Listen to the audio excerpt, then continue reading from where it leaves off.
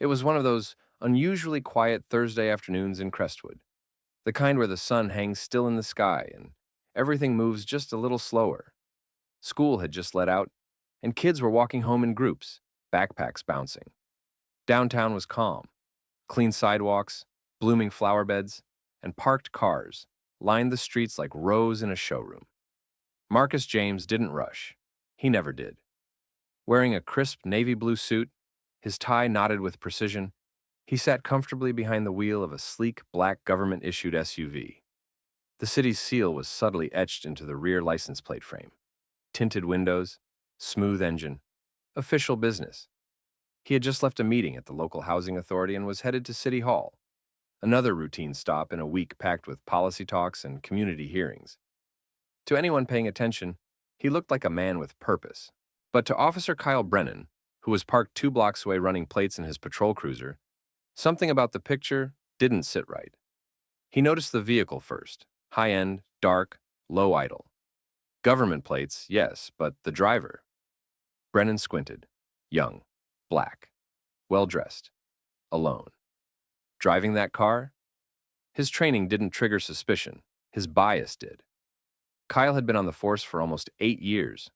He prided himself on his instincts. He'd made a career out of reading situations fast, out of acting before things went sideways.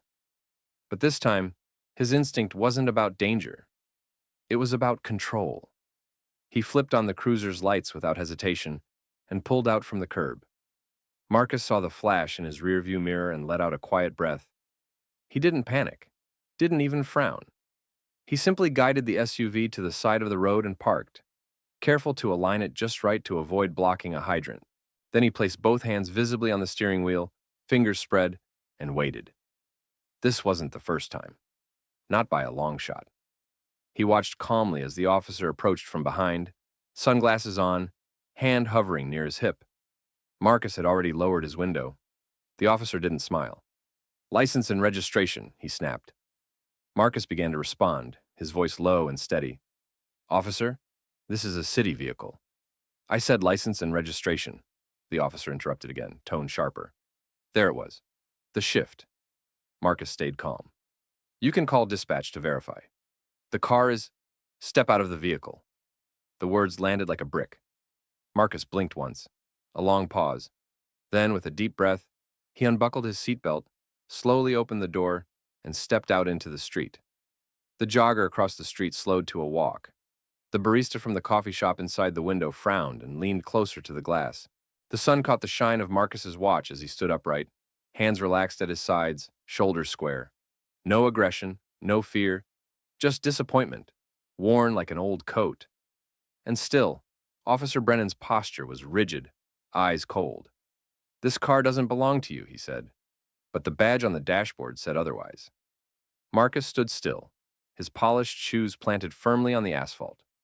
The late afternoon sun reflected off the SUV's black paint, warming the air between him and Officer Brennan, who now eyed him with suspicion sharpened by pride. Brennan took a half step forward, one hand still close to his holster. Not quite threatening, but not relaxed either. "Tell me exactly what you're doing in this car," Brennan said, his voice clipped. Marcus raised an eyebrow slightly. "Driving it." Brennan didn't appreciate the tone. "That's not what I meant." "I know," Marcus replied, folding his hands calmly in front of him. "You want to know what a black man is doing in a city-issued vehicle, wearing a tailored suit, without explaining himself first." Something in Brennan's jaw twitched. "Watch your attitude." "I'd rather you watch your assumptions," Marcus said evenly, his voice still low but steady. Brennan's eyes darted to the emblem on the front license plate. He knew that seal, but somehow he still didn't believe it.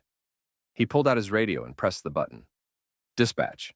This is Unit 47 requesting verification on black SUV. Government tags. Vehicle number 14. GOV009.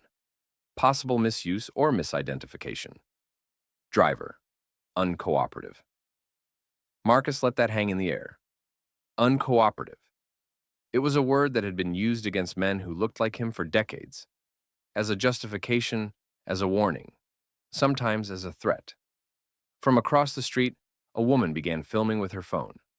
Inside the cafe, a man mouthed to another, That's the mayor, isn't it? But Brennan wasn't looking around. He was locked in, committed to the image in his head, the one where something wasn't adding up, because someone like Marcus couldn't possibly be who the car said he was. Marcus spoke again, now quieter.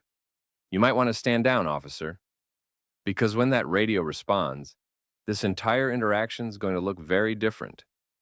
But Brennan wasn't ready to back down. What's your name? He demanded. Marcus didn't blink. Marcus James. There was a flicker of recognition in Brennan's eyes. Just a flicker. But he shoved it down. Then the radio crackled. Unit 47, confirm vehicle is assigned to Mayor Marcus James. I repeat, vehicle belongs to the mayor. Do not detain. Is everything okay? Over? Silence. It lasted too long. People were watching now, some even whispering. The woman filming was angling closer. Brennan's face turned the color of wet brick. His posture stiffened, and he looked at Marcus like the ground had shifted beneath him. You're the mayor? I was this morning, Marcus said coolly.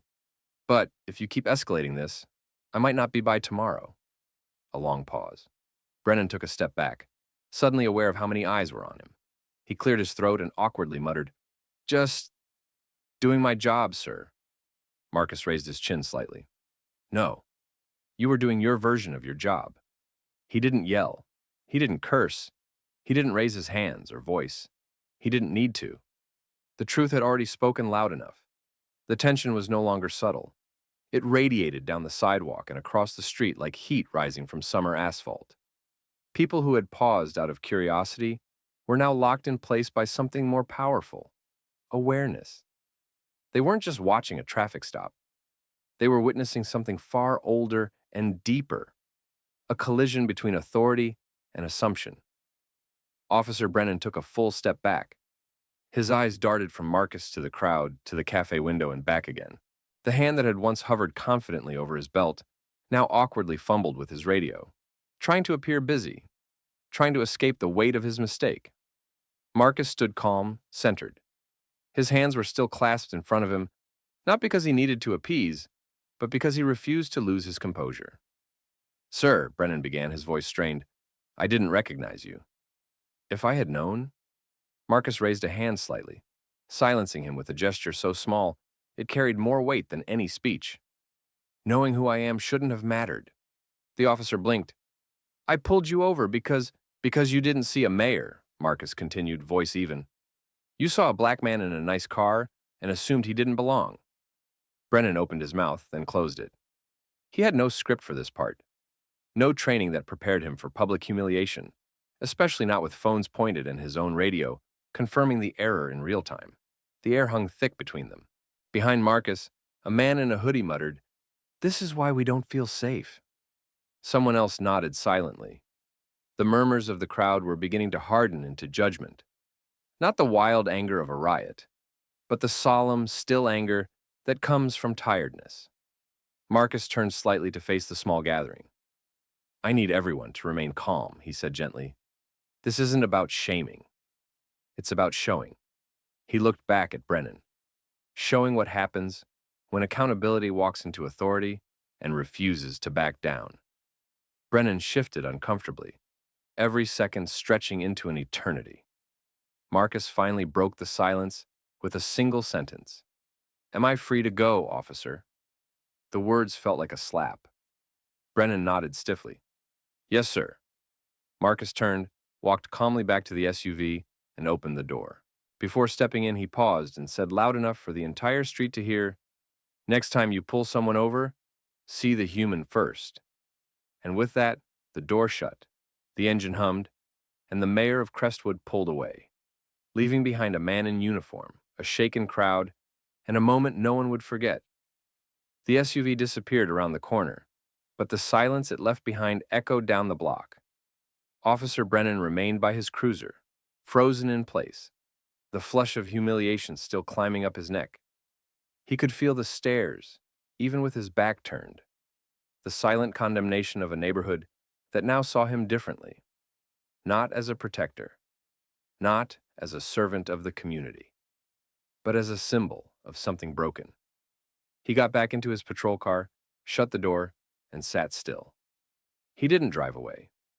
Not yet. He stared straight ahead, hands on the wheel, but his mind spiraled. Had he just profiled the mayor? On camera? In front of witnesses? His body camera had been on the entire time. The dash cam, too. And he knew those files would be pulled the moment someone at the department caught wind of what had happened. Across the street, the woman with the phone finally lowered it. Inside the cafe, the barista shook his head. He really did that to Mayor James, he muttered to a customer. Pulled him out like a criminal. And that's exactly what it had looked like. Back in the City Hall parking garage, Marcus sat in the car for a long moment before turning off the ignition. He wasn't angry, not in the way people expect. It wasn't fire or shouting or even revenge that filled his chest. It was exhaustion, a familiar, quiet kind. The exhaustion of being both the solution and the target, of wearing the suit, the title, the smile, and still being asked to prove his place, even when the license plate bore his name. He stepped out, adjusted his tie, and made his way up the elevator. As he entered his office, his assistant looked up from her desk with wide eyes.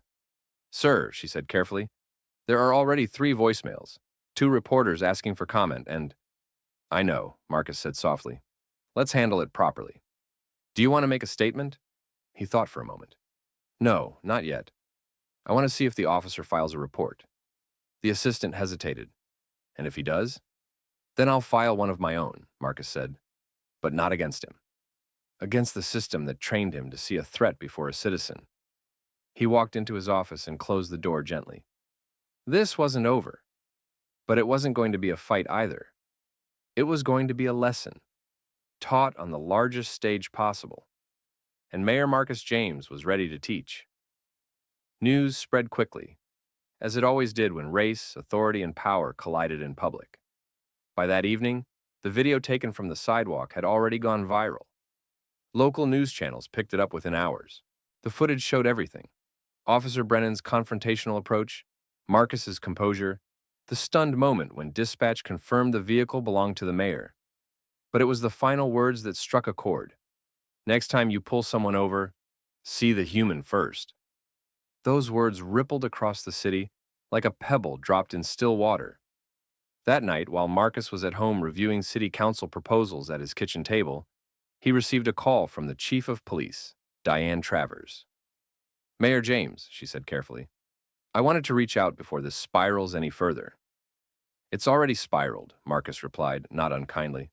"But I'm listening. I've seen the footage. I've spoken with Officer Brennan and—" He admitted his mistake. He's shaken, but he didn't lie. The stop wasn't legal. Marcus nodded to himself. "So, what happens now?" "We'll conduct an internal review. He'll be placed on desk duty until further notice." "That's protocol," Marcus said. "But I'm not interested in protocol. I'm interested in impact." Chief Travers was quiet for a moment. Then she asked, "What would you like to do?" And that's when Marcus laid out his plan. The next morning, Marcus held a press conference on the steps of City Hall. Cameras clicked, reporters shouted, microphones crowded the podium. He looked sharp as always. Blue suit, pocket square, clear eyes, but his voice carried the weight of the entire moment. "Yesterday I was pulled over and ordered out of my own city vehicle," he began. "I wasn't recognized as a mayor. I wasn't treated as a citizen. I was profiled." He paused to let the words settle. "I'm not here to villainize a single officer. I'm here to expose a culture, one where bias overrides judgment, where uniforms are used to project control instead of provide service." Then he made his announcement. "Effective immediately, I'm launching the Crestwood Trust Initiative, a mandatory citywide program that includes bias training, community immersion sessions for law enforcement, and the formation of an independent civilian review board. No officer will be permitted on patrol until they've completed this training." The crowd murmured. Some reporters looked surprised, others impressed. Marcus finished his statement with the same calm clarity that had defined his reaction to the stop itself. "This isn't about me. This is about the next driver who won't be believed, who won't have a title to shield them, We have to change what we see and how we see. As he stepped down from the podium, a hush lingered. Not from fear, but respect. For once, the power in the room didn't come from flashing lights or raised voices. It came from truth. Officer Brennan sat alone in the back of the precinct's training room, far from the podium where a guest speaker stood. The words being spoken weren't part of any standard policing seminar. This wasn't a lecture on tactics or law. It was about perspective, the kind of thing Brennan had never once been trained to seek. The speaker, a former community organizer who had once been wrongfully arrested, spoke calmly but firmly. When you look at someone and make a decision in the first 3 seconds, you're not assessing danger. You're often measuring stereotypes. And stereotypes don't save lives. They ruin them. Brennan listened, and this time he heard. He hadn't slept well in the days since the incident. His name had floated through headlines, his actions dissected on social media. The footage of his stop was still trending online, but it wasn't the public shame that haunted him. It was the moment he heard dispatch say, "That's the mayor," the cold punch of realization, the way his own certainty crumbled in real time. And Marcus James hadn't shouted, hadn't threatened, hadn't retaliated. He had spoken with control, dignity, power. That alone made Brennan question everything he thought he knew about how authority should act. At the end of the session, as everyone filed out, Brennan remained seated. Chief Travers approached. "You staying for the afternoon workshop?" she asked. Brennan nodded. "Yeah, I think I need to." She gave a short nod. "Good." Then, softer. "He didn't ask for disciplinary action. Not formally. You know that, right?" Brennan looked down at his hands. "That almost makes it worse." 2 weeks later, the city of Crestwood gathered in the town square for its annual Unity Day celebration, a local tradition that had in previous years often felt more symbolic than sincere. But this year, something was different. The stage was larger, the crowd more diverse. People came not just for the food trucks or the music, but to be present, to be part of a moment they knew was now threaded into the city's history. Marcus stood backstage, reviewing his speech one last time. He wore no suit today, no tie. Just a button-down shirt with rolled sleeves and slacks. Not because he wanted to look casual, but because he wanted to look approachable. Because today wasn't about position, it was about people. As he stepped up to the podium, a wave of applause met him. But Marcus didn't raise his hand to silence it. He let it swell, then fade naturally. The people needed this. So did he. 2 weeks ago, he began, I was pulled out of my vehicle by someone who didn't see a leader, only a label. The crowd quieted, every word now landing with weight. But I didn't answer that moment with anger. I answered it with truth. Because real leadership isn't about proving who you are. It's about helping others see who they've been blind to. He paused, letting the silence hold them for a breath. And now, that moment has grown into a movement. He turned slightly toward the left side of the stage. From the crowd, a uniformed officer Brennan emerged, hesitant, stiff, and climbed the stairs. The crowd murmured. A few phones rose. Tension fluttered in the air. Brennan approached Marcus, paused, and then extended his hand. I'm sorry, he said quietly, the microphone barely picking it up. Not because you're the mayor, but because I never gave you a chance to be anything else. Marcus looked him in the eye and shook his hand. The crowd erupted not with roaring cheers, but with something deeper, respect. Not everyone applauded, not everyone agreed, but most understood. This was accountability, not perfection. Marcus faced the crowd again. Justice isn't about punishment. It's about change. And change starts with seeing. He stepped back from the mic. The music resumed. Children ran between food stalls. Conversations sparked. Some joyful, some difficult. But they were happening. And that, to Marcus James, was the true win. Because for the first time in a long time, his city wasn't just watching history happen. It was writing it.